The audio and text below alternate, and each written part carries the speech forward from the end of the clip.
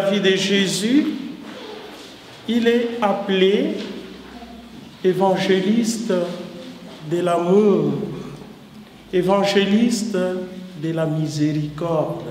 Et d'ailleurs, vous l'avez ressenti, quand on a terminé cet évangile vers la fin, Luc nous dit « Soyez miséricordieux comme votre Père est miséricordieux. » Zala motema ngolu yeba kolimbisa baninga kolimbisa bato pour tata na bino wa likolo yempe azali motema ngolu. La miséricorde de Dieu, l'amour de Dieu. Et c'est beau d'ailleurs au début de son pontificat, le pape Jean-Paul II nous a laissé une lettre encyclique. Il a écrit « Dieu est amour ». Si Dieu est amour, tout amour n'est pas de Dieu.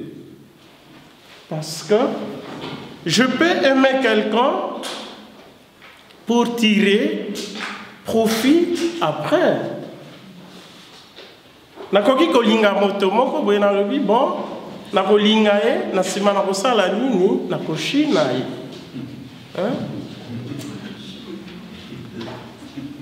Vous pouvez aimer quelqu'un pour lui ravir peut-être ses bijoux. Vous pouvez aimer quelqu'un peut-être pour rançonner parce que né d'une famille riche et vous allez profiter de leur avoir.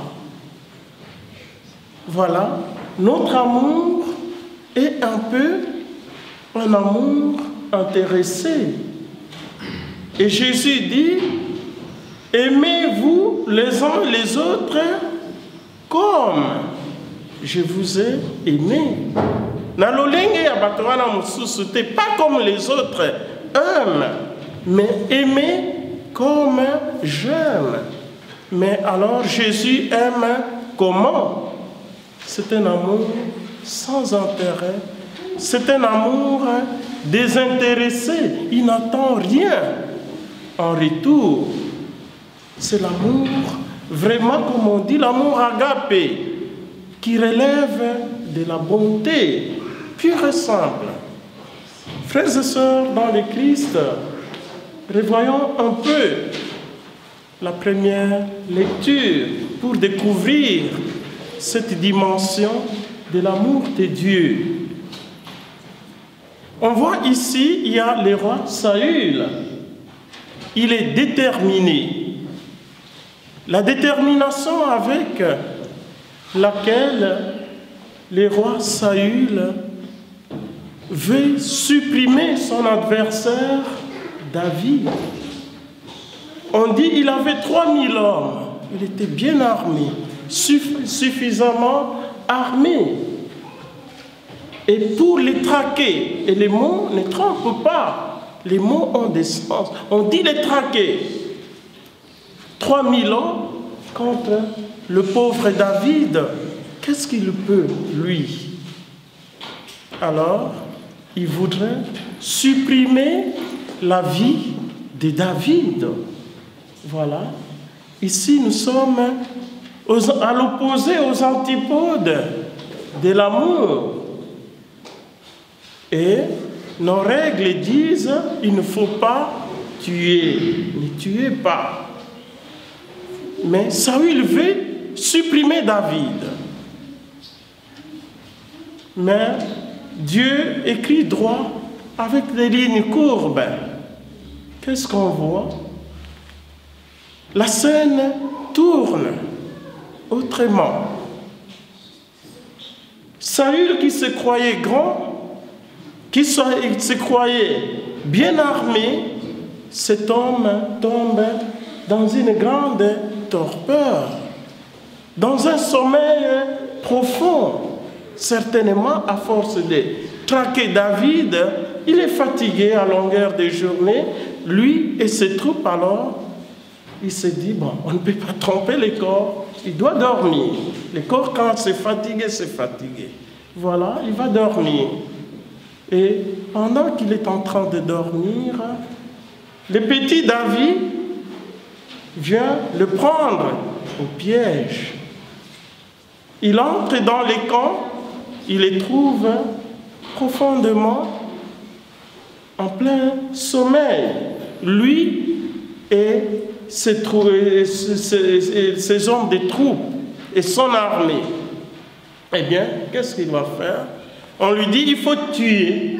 Comme il voulait nous tuer, et il pourrait, dent pour dent. Nous sommes dans ce contexte-là. Alors, rien à faire. L'occasion nous est donnée, on les tue. Mais David, qu'est-ce qu'il va dire? Non. On ne va pas tuer. On ne supprime pas la vie de quelqu'un. Et encore que Saül, c'est un roi de Dieu. C'est un roi. Il a été, on lui a appliqué l'onction sur son front, on l'a rendu roi. Alors, il faut tuer les rois. Celui qui est béni de Dieu, frères et sœurs dans le Christ. Il n'y a pas que Saül qui est béni.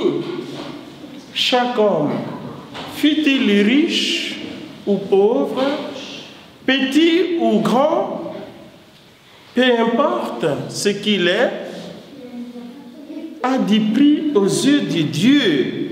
Il est l'icône, il est l'image, il a été créé à l'image et à la ressemblance de Dieu. Et donc, il ne nous appartient pas de supprimer la vie de quelqu'un. La vie d'un homme, fût-il pécheur, qu'il soit voleur ou quoi que, peu importe, la vie de chaque individu appartient à Dieu. Et l'homme est sacré. Et d'ailleurs, on nous demande, depuis l'Ancien Testament, de ne pas toucher au sang. Pourquoi? Parce que la vie est dans les sangs, et le sang appartient à Dieu comme la vie.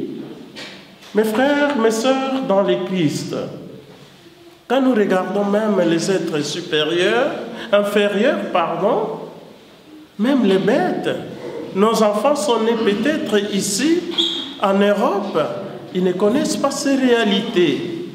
Mais quand vous entrez dans un crâne, vous essayez par exemple d'abattre une vache, quand les autres vaches vont voir le sang, eh bien, préparez-vous. Parce que elles peuvent vous supprimer. Et vous voyez, même ces êtres inférieurs, quand ils voient les sangs, deviennent très agressifs. Donc, la vie est dans les sangs, chaque homme est sacré. Mais ce qui est important ici, c'est la réaction de David. Alors qu'on voulait les tuer, il a pardonné. Imaginons un peu dans nos familles, les parents parfois ou les grands-parents vous disent « Notre famille avec telle autre famille, on ne s'entendait pas. » Ou bien, vous savez, dans votre famille, telle personne, nous l'avions intégrée. Parfois, les gens qu'on intègre dans des familles deviennent après très agressifs. Quand vous ne maîtrisez plus l'histoire de vos familles, ils peuvent vous causer beaucoup de torts. Parfois, on les voit. Et ces gens-là, ils nous exterminent parfois. Mais admettons que nous, après histoire, on nous dit que bon, c'est telle personne qui avait supprimé votre soeur, votre frère. Quelle sera notre réaction vis-à-vis de la personne qui a supprimé la vie de notre frère ou de notre soeur? Quand vous avez cherché quelqu'un dans votre famille, il y a de cela 5 ans, 6 ans, on ne les trouve pas, et après on vous dit que c'est elle qui l'avait supprimé. Nous allons nous comporter comment? Comment allons nous comporter? Et là, David est en train de nous donner un bel exemple. d'amour. Il dit non, on ne va pas supprimer la vie de cet homme. Et ici, pas seulement le roi Saül, mais chaque homme qui a été créé à l'image et à la ressemblance de Dieu, frères et sœurs, mérite dignité. Voilà un exemple d'amour. Et parfois les médias nous disent, tel c'est l'homme fort du Congo, l'homme fort de la France, l'homme fort d'Irak. L'homme fort, en quoi sommes-nous forts? Et la deuxième lecture est en train de nous mettre devant cette réalité. Saül qui se croyait fort, il est tombé entre les mains de qui? Du petit David, qui pouvait l'abattre. Il lui a confisqué même les javelots. Il lui a dit, voilà, regarde, tu dormais, tu voulais m'abattre, mais j'ai tout récupéré, j'étais même sur le point, je pouvais te tuer. Et on ne pouvait plus parler de toi. Voilà, je voulais te supprimer. Alors, en quoi Saül est-il fort? En quoi un homme est-il fort? Qui d'entre nous vivra par exemple 120 ans ici? Personne. Après 120 ans, qui de nous sera vivant? La deuxième lecture nous rappelle cette réalité, que nous sommes des êtres fragiles. Nous avons été tirés de la terre. Alors, pourquoi devons-nous dire que nous sommes forts, comme Saül qui se croyait fort, alors qu'on pouvait les neutraliser? Frères et sœurs dans le Christ, voyez notre fragilité. Même si nous portons le côté divin, le côté spirituel dans nos corps fragiles, nous sommes d'abord des êtres fragiles. On ne doit pas se croire plus puissant que Dieu qui nous a créés. Et c'est alors que je comprends. Et c'est beau ce que Saint Augustin dit, parce que nous parlons de l'amour. Aime et fais ce que tu veux. Ça, c'est Saint Augustin qui nous le dit. Linga, pe, sala, oyo, olingi, kosala. Si tu mets l'amour à l'avant-plan, avant tout, le reste sera fruit de l'amour. Ça ne sera pas fruit de la haine. Ça ne sera pas le fruit de la jalousie. Frères et sœurs dans le Christ, ici on voit que nous entrons au cœur même de la morale chrétienne. Dans toutes les sociétés, même nos grands-pères, nos arrière-grands-pères, qui ne connaissaient pas encore le christianisme, ils avaient la morale. On nous disait, tu ne tueras pas. Okoboma motote. Okolinga eloko ya motote. Le christianisme nous dit ça aussi. Nos ancêtres savaient ça aussi. Et on nous apprenait aussi à aimer les autres. Mais qui est mon frère? Qui est ma sœur? Dans l'entendement des contemporains de Luc, de Jésus, mon frère, c'était le fils de ma mère, la fille de ma mère, mon frère consanguin, ma soeur consanguine. Oyo toza nae makila moko. Wana libota na ngai moto na kolinga.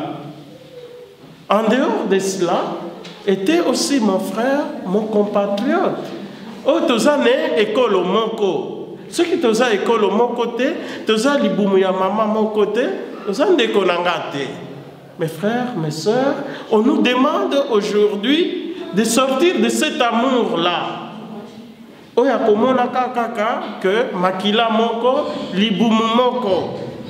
Et nous entendons parfois aussi de tels propos, même dans les couples. Libala, ezakaka, lokola, libongo, hein? Comme ça, on entend de telles phrases. Et libongo et maso et okufa, libongo ekotika. Ndekona ya azaka ndekona. Et c'est ça que nous apprenons, c'est ça que nous disons. Mobali aza ndekona yote. Mosi azali ndekona yote. Et c'est ça que nous avons dans notre morale. Mais la morale chrétienne aujourd'hui nous dit qui est ton prochain. Il faut aller au-delà du sang. Il faut aller au-delà de ton pays. Tout le monde est ton frère, tout le monde est ta sœur. C'est ça l'amour. Aimer comme Dieu nous aime. Comme Jésus nous aime. Et sur la croix, les gens qui l'ont tué, les gens qui l'ont humilié, ces bourreaux, il leur a pardonné. Père, pardonne-leur, car ils ne savent pas ce qu'ils font.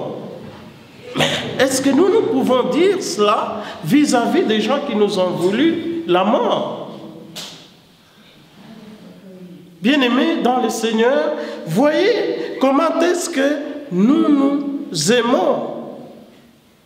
Mais aujourd'hui, Jésus va redresser cette morale chrétienne. Aimez même vos ennemis. Et ça, c'est la règle d'or. La nouveauté que Jésus apporte, l'amour de l'ennemi, qu'on ne trouvait pas dans d'autres civilisations. Aimez même vos ennemis. Mais alors, qui est ton ennemi? Ici, on nous dit, notre ennemi, c'est la personne qui nous hait. Oya yinaka biso. Moto yinaka yo olingai. Voilà l'amour du chrétien. Ce n'est pas un amour simpliste. Et ton ennemi aussi, quelqu'un qui t'est désagréable. Cette personne-là aussi, c'est ton ennemi. Tu fais ceci, il y a Latiboé à Kanisaka, ni. Il y a Saliboé à Lakisaka, ni. Kakaye, kakaye, kakaye, pona, ni. Aimer aussi ces gens-là. Voilà, frères et sœurs, la nouveauté de Jésus. Et il a même donné les dos à ceux qui le frappaient son joug. Parce qu'il sait que la violence n'appelle que la violence. Frères et sœurs, ce que l'on dit,